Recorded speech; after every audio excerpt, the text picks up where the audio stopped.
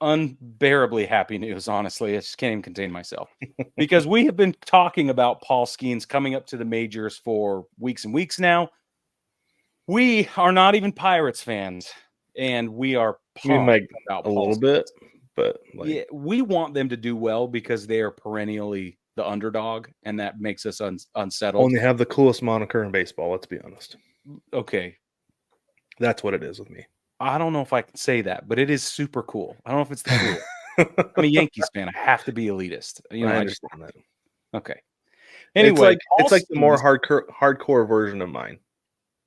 I got the Mariners, and then you got the Pirates. Right.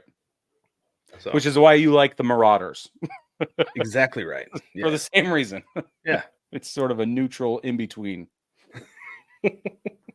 Way to go. Okay, Paul Skenes is considered a generational talent. He's already a superstar. He hasn't even made it to the majors, but he will on Saturday. He's going to make his MLB debut Saturday. It will be at PNC Park. He's going to play against the Cubs, and the world will be watching, I think is the accurate way to put it. Yeah, I think you're right. Yeah, I think the baseball world will be watching. It's not quite like I don't feel like it's as big of a debut as like, it's not like, oh, Ohtani's debuting, where the world literally will be watching, right? Okay. Because he is highly touted, obviously, a highly touted prospect. He went to LSU, where they obviously developed him into this machine that he has become. Yeah.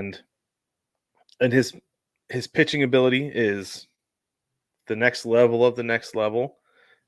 But this is the thing that I worry about with him, though, is that like in the minor leagues, how many guys throw 103 with control and then how many guys can hit it? But you get to the big leagues, and they've said, like, there's a saying that says that if you fire a bullet enough times into the strike zone for a big league hitter, he'll hit it.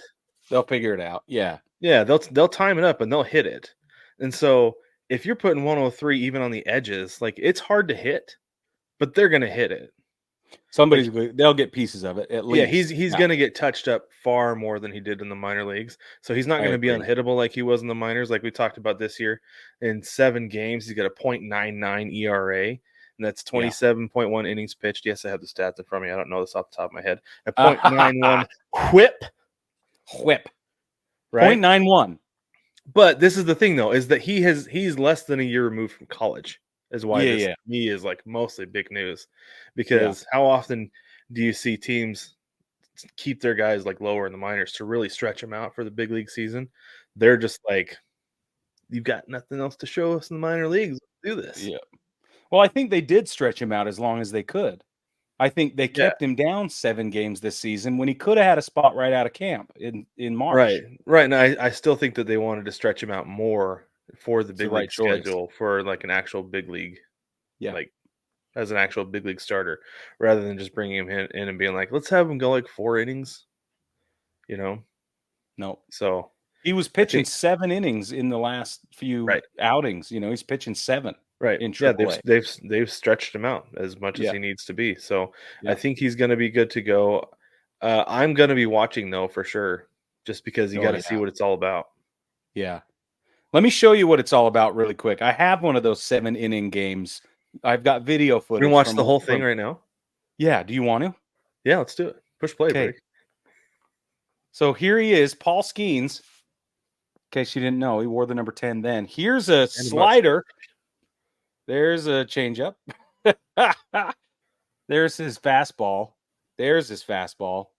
Look at him painting those corners. Yeah, he's painting the edges with that thing. Dang. Holy crap. So in this game, he went 6 innings and struck out 7. No big deal. So a lot of guys who throw 103 will rely heavily on that fastball, like Chapman did for a long time, or Aldis Chapman did for a very long time. Yeah. And then he got that slider that was really working for him.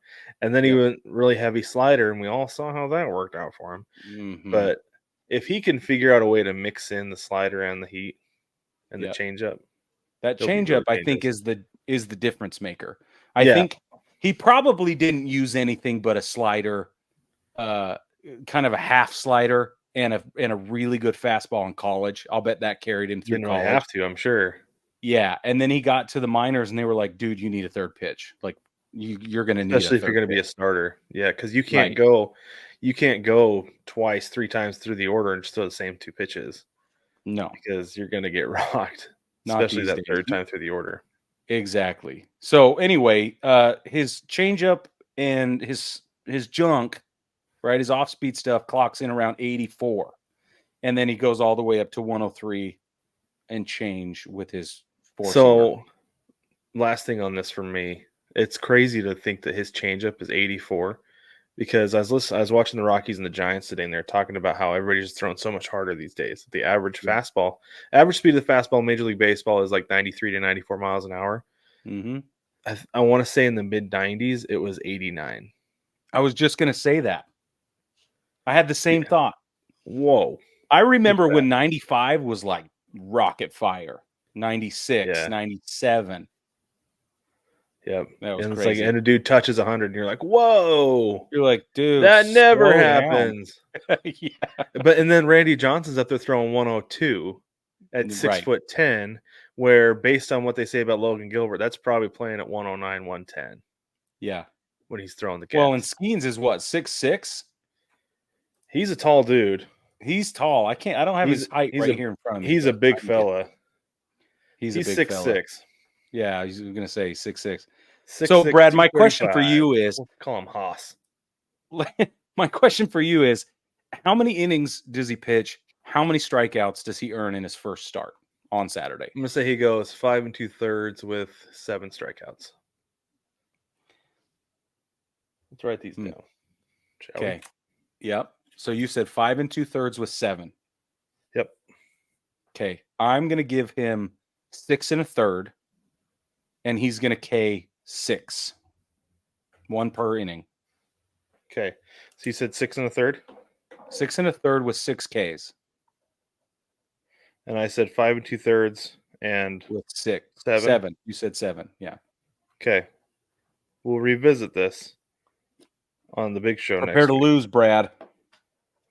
No, I don't. Baseball family, we want you jumping in the comments right freaking now to tell us what you think is going down, because we should do some sort of betting pool or some. I was going to say the person who nails it gets a sticker. There you go.